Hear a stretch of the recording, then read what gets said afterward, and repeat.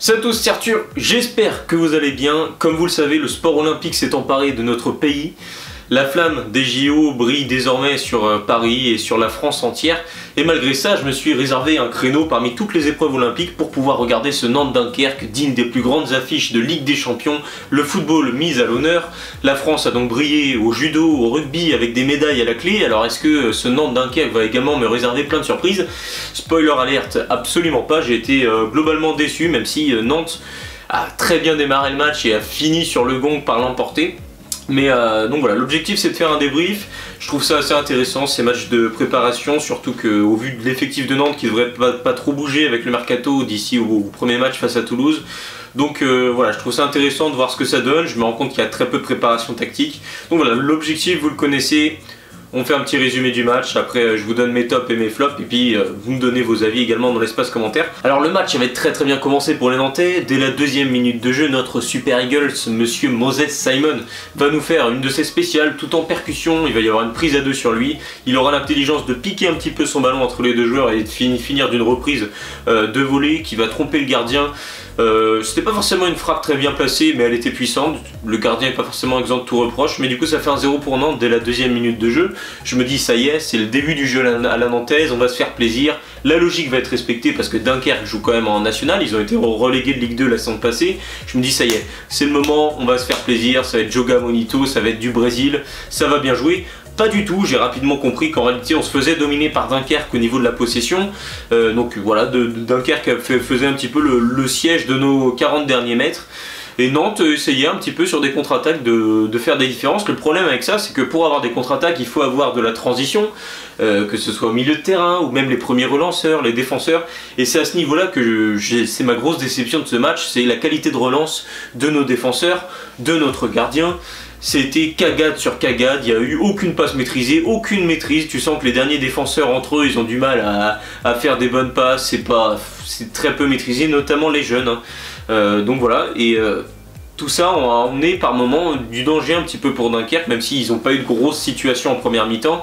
Alban Lafont n'a pas forcément eu à beaucoup s'employer, mais on a eu des frayeurs sur des relances ratées, des ballons redonnés facilement dans l'axe à nos adversaires. Des choses qu'on voit pas dans le football professionnel ou au moins au niveau de l'élite française quoi. Et malgré ça, voilà, Nantes a continué à avoir l'autre grosse occasion de cette seconde mi-temps parce qu'il y a eu deux occasions dans cette première mi-temps, donc deux occasions sur 45 minutes. Ça restait quand même un match globalement très ennuyeux, surtout dans une journée olympique hein, où on vibre au rythme du sport. C'est vrai que voilà. On se contente quand même de cela, toujours Simon du coup qui aura été le vrai bon élément de cette première mi-temps, la vraie bonne surprise, qui va trouver intelligemment à Ablin qui en une touche de balle va essayer de tromper le gardien. Mais il butera malheureusement sur le portier de Dunkerque. Ça donnera par la suite un corner, mais voilà, c'était une situation plutôt intéressante de face à face en une touche de balle. C'était plutôt bien joué également la course de la part de Mathis Ablin.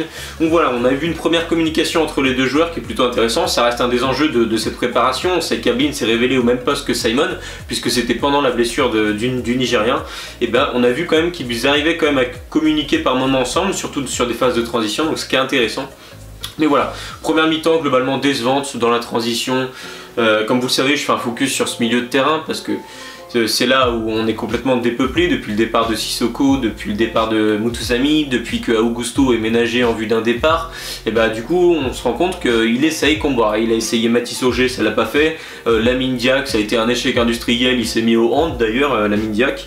Là aujourd'hui c'était Louis Leroux qui était titulaire sur la première mi-temps. Pareil, j'ai pas forcément été satisfait par Louis Leroux, surtout que c'est un joueur qui, je sais qu'il a des qualités techniques que par exemple n'ont pas Diack et Auger, c'est plutôt un joueur qui est assez à l'aise avec le ballon. Autant là aujourd'hui j'ai trouvé que limite volontairement il essayait de s'effacer, ce qui fait que déjà il y avait moins de solutions de passe pour les défenseurs également. Comme si en fait il voulait pas qu'on lui donne la balle, il essayait pas forcément de se démarquer lui-même pour pouvoir après éclairer le jeu d'une certaine façon. Et puis lié aussi au fait que le numéro 10 en première mi-temps c'était Tino Kadewere qui techniquement est assez limité aussi. On s'est fait complètement transpercer dans l'entrejeu parce que voilà, on avait deux joueurs qui n'étaient pour moi pas au niveau. Heureusement que Chirivella a su tenir la baraque, ce qui a permis à Nantes de revenir à la mi-temps avec ce score de 1-0.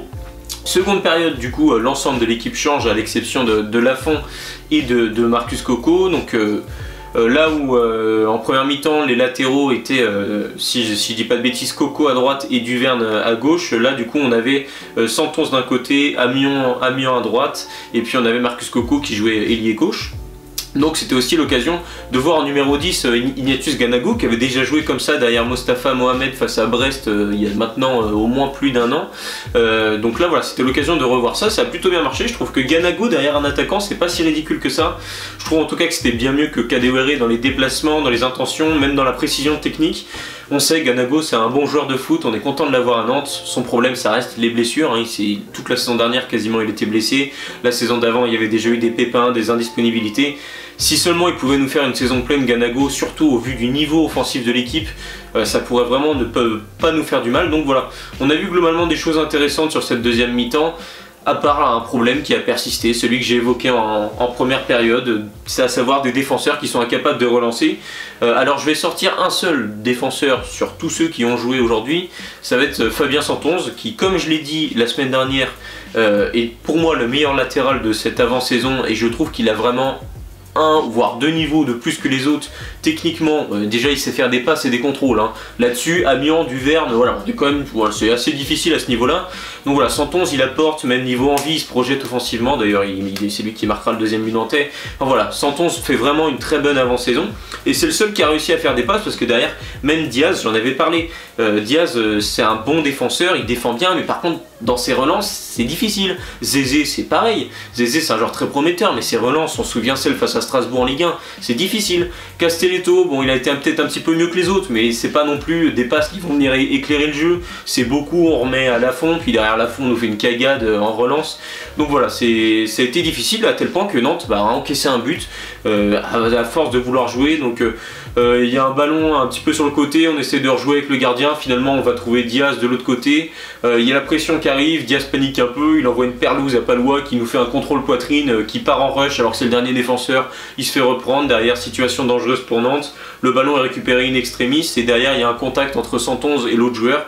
Alors l'arbitre siffle penalty, j'ai vu qu'une seule fois l'action à vitesse réelle. Pour moi c'est limite plus le Dunkerquois qui fait faute.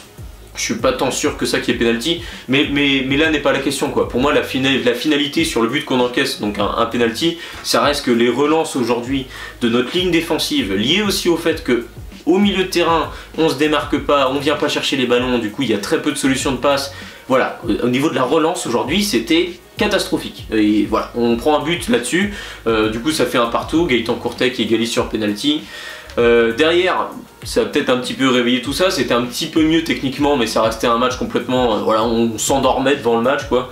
Surtout qu'actuellement sur Nantes il fait globalement gris, donc tu vois Nantes-Dunkerque plus, il fait pas forcément le temps que t'espères fin juillet. C'est quand même assez dur de tenir psychologiquement devant ce match.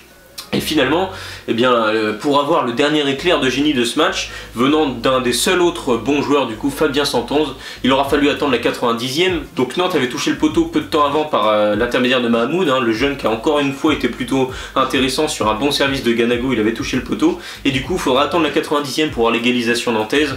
Voilà, une erreur du défenseur de Dunkerque, Santonze qui, je vous l'ai dit, se projetait beaucoup, y compris pour faire du pressing.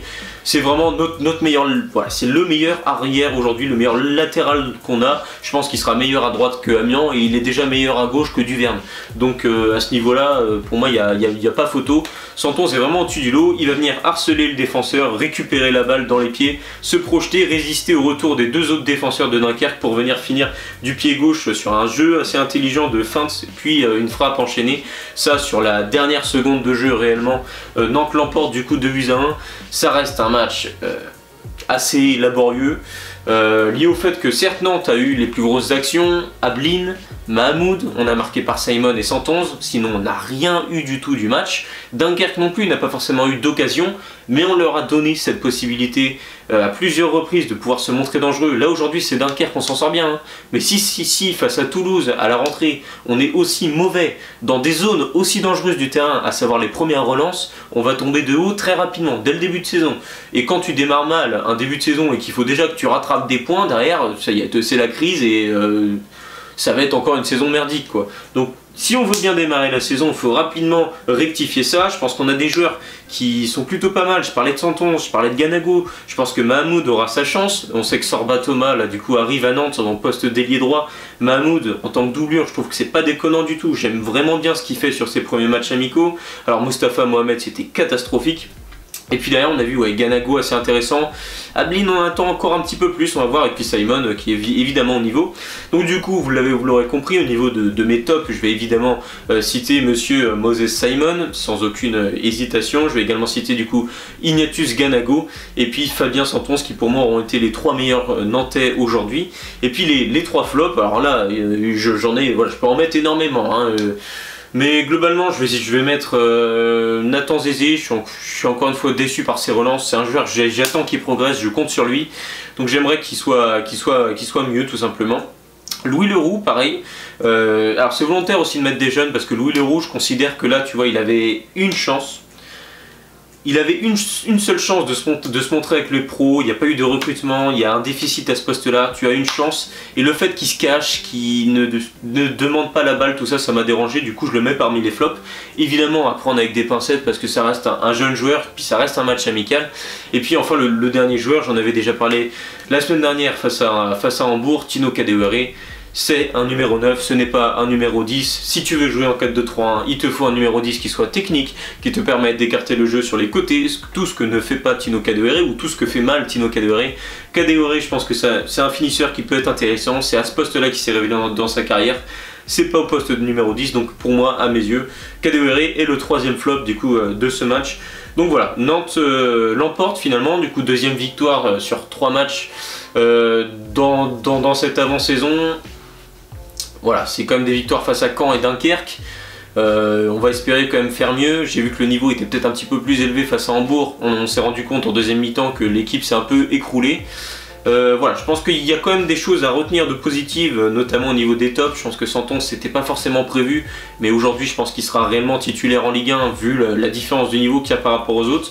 Voilà, donc on peut essayer de construire là-dessus, construire sur un joueur en confiance comme Ablin, comme Simon qui a toujours le sourire et qui fait du bien, comme un jeune comme Mahmoud qui réussit. Si Ganago est pas blessé, Chirivella est plutôt bon, donc si on arrive à le garder, Chirivella, surtout dans ce milieu de terrain où on n'a personne, voilà, ça peut être intéressant aussi. Voilà, on essaye de construire sur le peu de joueurs en confiance qu'on a, et si on arrive derrière à faire un bon petit mercato, parce qu'on n'aura pas énormément de recrues, surtout si on n'arrive pas à vendre, derrière on peut essayer de se construire voilà, un effectif avec au moins un 11 titulaire qui peut avoir un petit peu de gueule, notamment techniquement, où ça peut être un petit peu mieux que l'année dernière. Donc voilà où on en est aujourd'hui. J'espère en tout cas que ce débrief vous aura plu. Si c'est le cas, n'hésitez pas à me le dire dans l'espace commentaire et à vous abonner à ma chaîne YouTube. Allez, ciao tout le monde.